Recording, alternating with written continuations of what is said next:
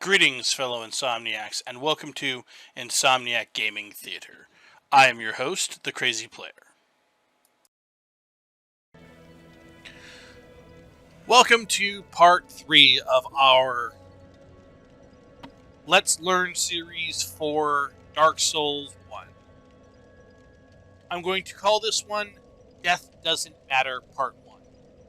We're going to be running around, picking up some items, and generally going places that we shouldn't in order to present us with a plethora of equipment. By the time we are done with this section, it should be abundantly clear to you that death doesn't matter in this game, because we're probably going to die many times. But first, we're going to rest at this bonfire, and we are going to level up. Now, I'm going to put a point into dexterity and a couple points into faith, and then now I want you to notice this. So we start at required souls 673, right? And then I put a point into dexterity. We're now level 2. Required souls 690. I put a point into faith. We're level 3. Required souls 707. And now we're level 4, and our required souls for the next point in a stat is 724.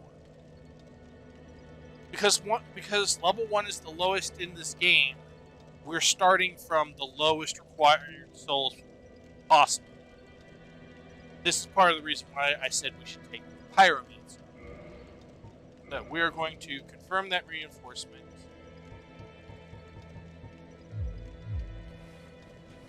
Now, this is Firelink Shrine. There are a few items scattered about that we're going to grab real quick. Now, these humanity items will give you 1 soft humanity and will greatly restore some hit points. Really, you don't want to crack them for the hit points, because if you do end up dying, then you're going to end up losing the soft humanity. You only crack them when you have use for the humanity. So first we're going to grab that humanity, then we're going to come up over here, and back here we will find some fireballs. Those are good items, because those are good items generally, and they have the advantage that we can throw them much further than we can throw a fireball. But they deal roughly the same damage. Next, we're going to come up here, and so there is no random loot in this game. So you can break these vases, but there's nothing in them. We go up here. Well, actually, I'm going to save this for later. There is some stuff up here that we can get. But we want to talk to this guy right now. Hello there. I believe we are not acquainted. I am Petrus of Thoroughland. Have you business with us? If not, I'd prefer to keep a distance, if possible. So, this guy's actually kind of a jerk, but we're going to talk to him again. Hello there. I realize that I have requested that we retain our distance. But I also want you to know that it is not meant in ill will. Here, take this, as a token of peace. No, go ahead. It's for you. Now, as far as I know, there's nothing you can do with the copper coin. Oh my, you again. Oh, I know. How about this? I have to await my companions here anyway. So what if I were to teach you some miracles? Would that please you? Yes. Very well. Then first, a covenant with the gods.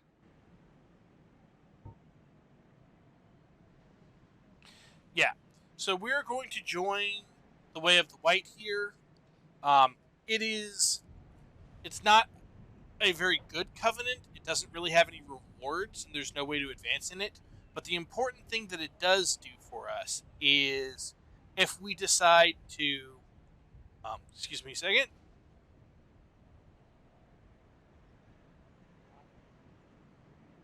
The one thing that the Way of the White Covenant does do for us is if we decide that we're going to do like online and try and find people to play with, it makes it more likely that we're going to find allies rather than enemies.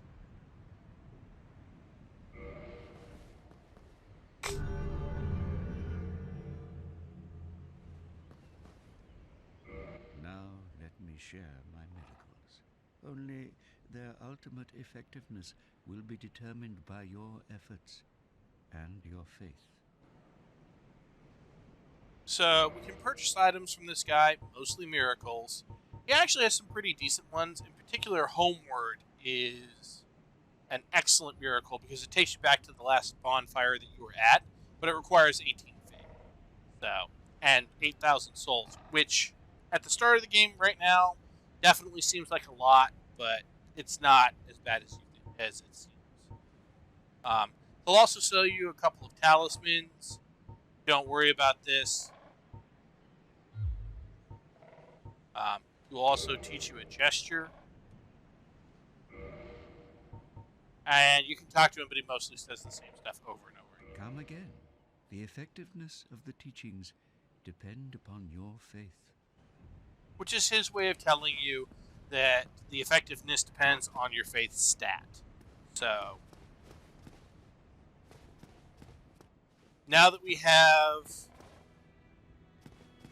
the Covenant, when we go down here, by the way, you get in your bonfires, you'll see people in their equipment briefly. You can, in Dark Souls Remastered, you can change covenants at any bonfire. In Dark Souls Prepare to Die Edition, you have to actually talk to the person who runs the covenant to change covenants, and you lose a lot of your standing if you change covenants.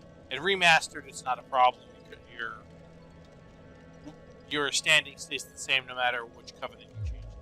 This will be important later because we have several covenants that we want to be a part of. So, next is the Crestfallen Knight. He does have some interesting dialogue to listen to, but basically what he tells you at the front is that there isn't one Bell of Awakening that you have to ring. There's two. One of them is in the Undead Parish, and the other one is below in Blighttown. I've heard his dialogue a number of times. I don't particularly care to listen to it again, but if it's your first time playing, definitely talk to him. Actually, talk to him every time you come back to Firelink Shrine, because he may have something more useful to say. He's kind of the tutorial mode. We're going to skip it for now because I've heard his dialogue and I'm not particularly.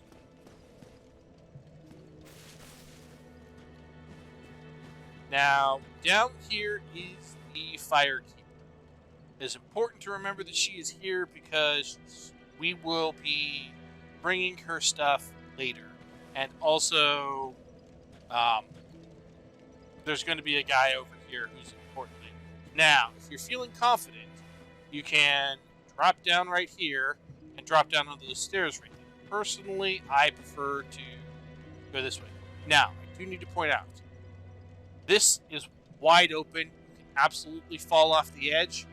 So I always turn inward as I run down the stairs because you can't fall until you get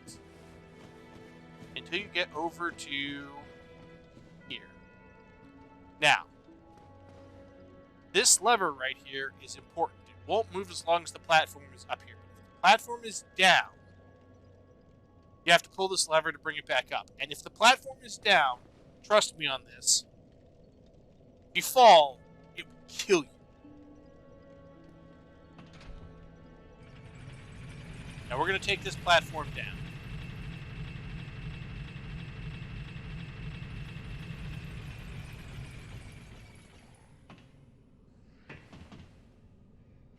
And if you do it right, you can run across the platform and send it back up. Now, why am I sending it back up? First of all, there's a lever over here that we can bring it down. But secondly, remember, this part is called Death Doesn't Matter Part 1. We're going to be dying a lot. So, first of all, there's an item right here, which is the soul of a nameless soldier.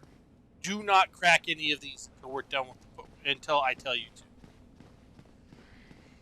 Now, there are a bunch of hollows down here, but they're just kind of standing around being, well, hollow. Including somebody sunning themselves, except there's no sun. This is the new Londo Ruins. If you want to hear more about New Londo, or really anything about the lore in these games, I recommend going and checking out VatiVidya or the Ashen Hollow. They both have great lore videos about the Soul series. But basically, New Londo was named after Anor Londo, which is the seat of the gods. And people here tried to emulate the gods, and eventually they messed with things they shouldn't have, and in order to stop them from destroying the world, a couple of priests basically submerged the city. It's kind of messed up. Let's be honest, the name of the game is Dark Souls. Much of the lore is messed up. Now, another thing a lot of people miss is that right here is somebody you can talk to. Well, this is unusual. You haven't lost your head. And more importantly, you're free. How on earth? Well, I shouldn't cry. I'm Ricky of Vinine. I was once an established smith. Look at me now. Can you believe it?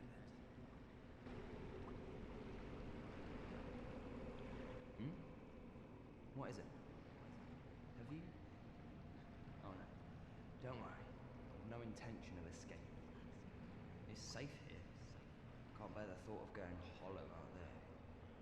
Although, I must admit, not much to occupy myself. How about this?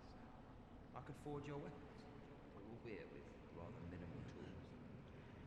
I'll show you what made me the best in things.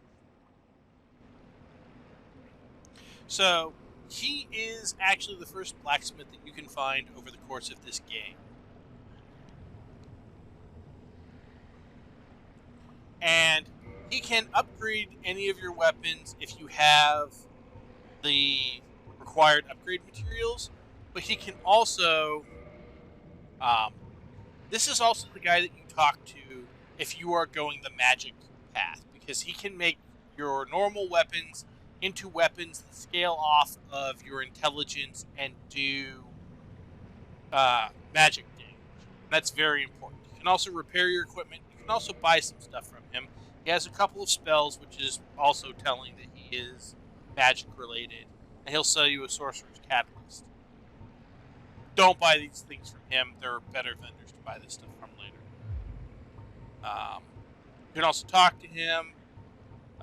Now, in this game, you can reinforce both weapons and armor, and we'll be doing both over the course of the game. But for now, I just wanted to make sure you knew he was here, because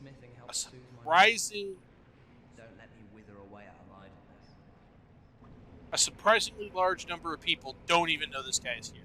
Also, don't accidentally do the backstep while talking to him. You will fall into the water and die. And that's just... I mean, we're going to be falling into the water and dying relatively soon here, but... I mostly did that out of spite. But there are actually a couple of urns around here that have... So, there is... So, this is the S-Stock. It is a dexterity-based weapon, but you have to have a dexterity of 12, a dexterity of 10. So for the moment, it's useless to us. But it is a light thrusting sword. It is also one of the thrusting swords with the longest reach. Now, I'm not personally going to indulge in any PvP, because I don't really enjoy it. But there are a number of low-level and even relatively high-level PvP builds that revolve around using the S-Stock and poking at people from range because it's one of the longer weapons in this game. It's also fairly light, so it is overall a good dexterity weapon, and you would not be ill-served if you wanted to do a dexterity build around this weapon. I actually prefer a different weapon for dexterity, and we are going to be doing mostly a Dex Faith build, but I'm going to talk about the other builds as we progress. But I have a different weapon that I prefer. And then the way you can always tell which ones have loot in them is they always have a body, because loot is always on bodies. I don't know why, but they're always on bodies. This is a transient curse. This is an item that will become important later, because it'll allow us to hurt ghosts, and there are ghosts in New Londo. But for now, we're not going to use it because we cannot reasonably fight the ghosts in New Londo. That said, we are nonetheless going into New Londo. Why? Because there's an item we can get from there that is important. Also, you see those 246 souls that we have right now? Kiss them goodbye, because we're going to die, and we're not going to be going back to try and grab them. We're coming out here to get a very specific item. Also, be careful, you can fall off these bridges into the water. We're coming to get a very specific item, and then we're leaving. We're actually going to be leaving in the water. By the way, apparently, we can't swim. There is no swimming. So, yep, that's not it. Yeah, we already attracted a ghost. We need to go through here. And then across here, there is a straight stone path. Firekeeper soul. And then we're just going to fall right into the water.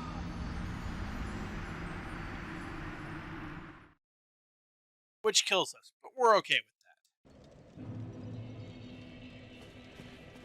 Now, we're going to go down once again, but we're not going down to... We're going through New Londo. We're not stopping it.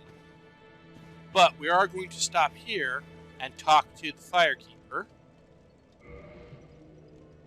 And we can use the Firekeeper soul to reinforce our Estus Flask, which increases the amount of healing each Estus Flask use does. So, this is important.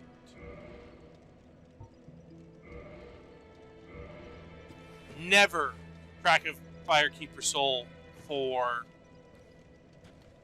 the, at least on your first playthrough, never crack a Firekeeper soul for the souls that you get out of it. Always want to use it to reinforce your Estus Flask.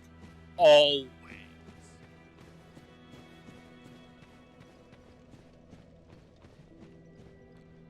So we're going down again.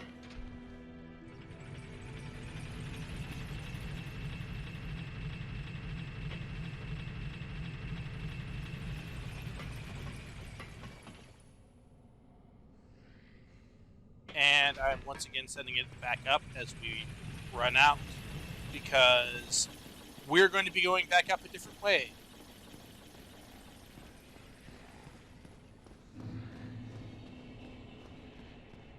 Now, this is one of the other reasons I said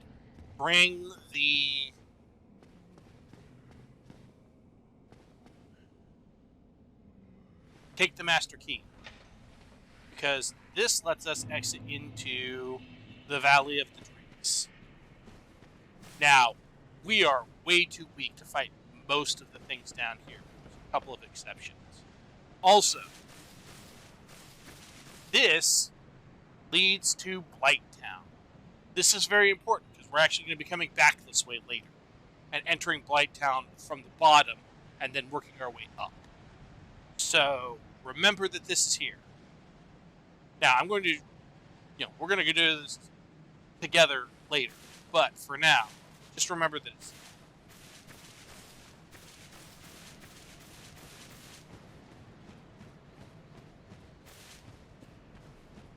Now, again, use the trick of running into the wall in order to keep moving without having to worry about falling, because there are a lot of places you can fall around.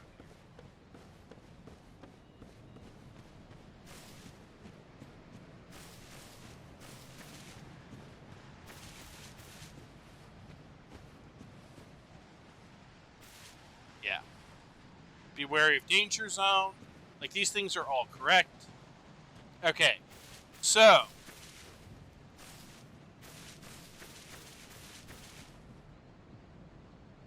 spoiler alert. This dead dragon, not dead. We can take this just fine.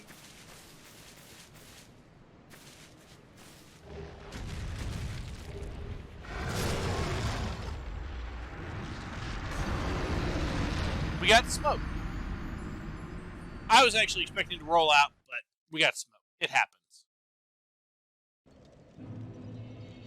Now, we did get two important items. The first is we got the Astora Straight Sword, which is so it is strength, dexterity, and faith C weapon. Now, I touched on this briefly before, but the scale goes from best to worst.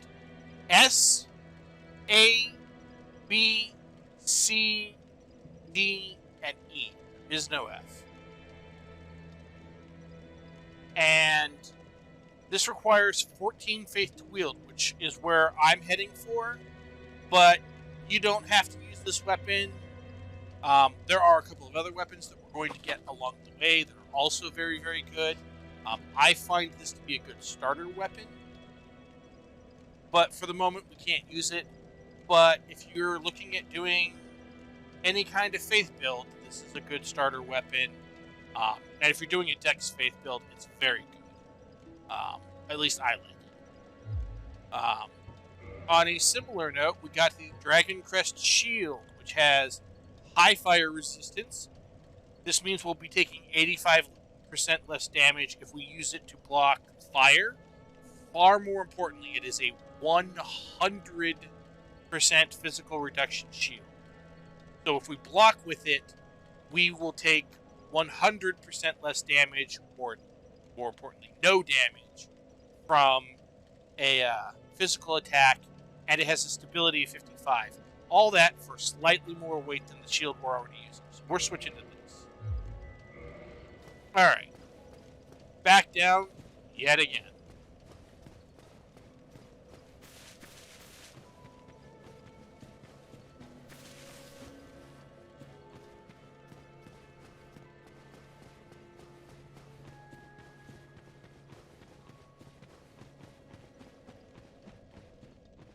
Now, do note you will use up your stamina as you run, and if you use up all of your stamina, you will end up if you use all of your stamina, you won't be able to run again until the bar completely recovers. So, running from place to place does require a certain amount of stamina management. But we now have a 100% block shield, and we have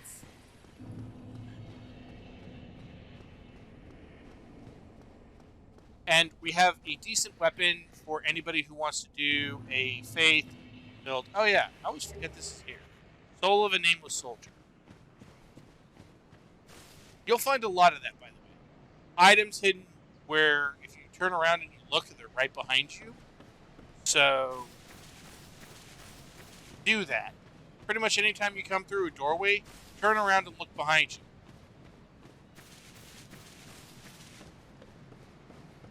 So, the dragon is awake now, which makes getting past him difficult but not impossible. Or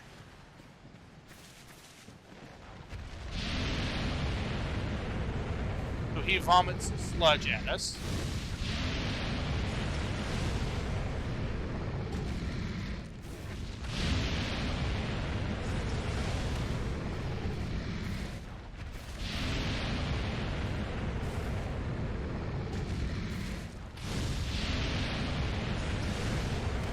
There we go.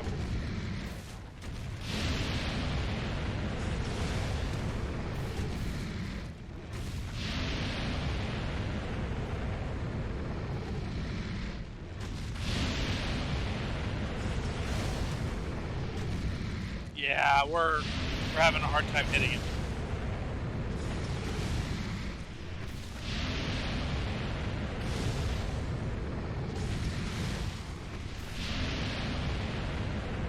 Alright, we're just gonna run past. Now, there's nothing else in this valley that we can even consider trying to fight. So, we're not gonna. We're gonna run past all of the enemies. Wow, they really increased the range at which you can see stuff. So, these guys are drakes. They're mostly resistant to fire and basically everything in our arsenal, so we're just gonna run past them.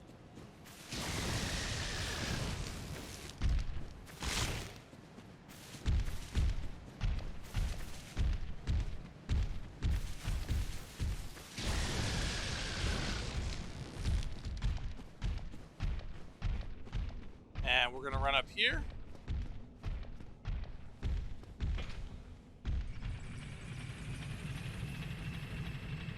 And we're going to take this elevator up.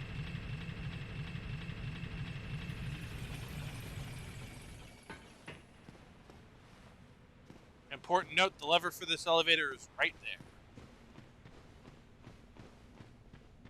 Now, in a later part of the Death Doesn't Matter series, we are going to be going to an area where you absolutely should not light a bonfire. But for the moment, we can rest here. This bonfire is safe. Now, we're going to go back down because there are some items we want to get.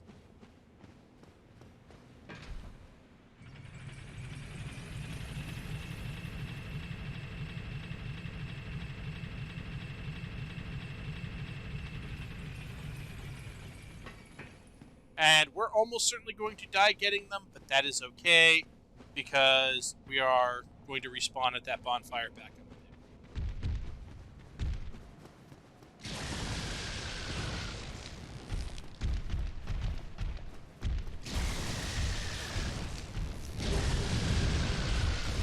So, that is Brigandine Armor, which is what the Bandit starts with. And the Spider Shield, which is what the Bandit starts with. By the way, notice these giant doors here. These are going to be important later.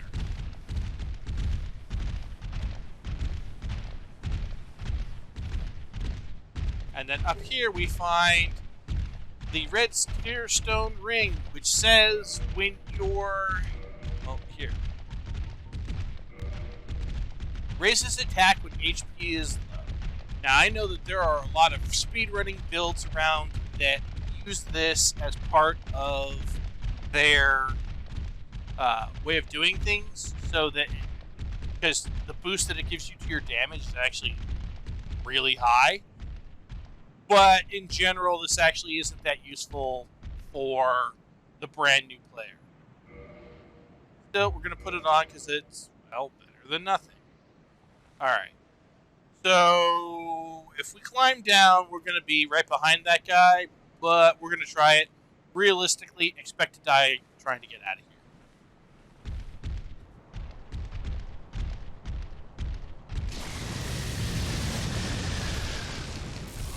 Yep, we're dead. It's okay. Like I said, that doesn't matter.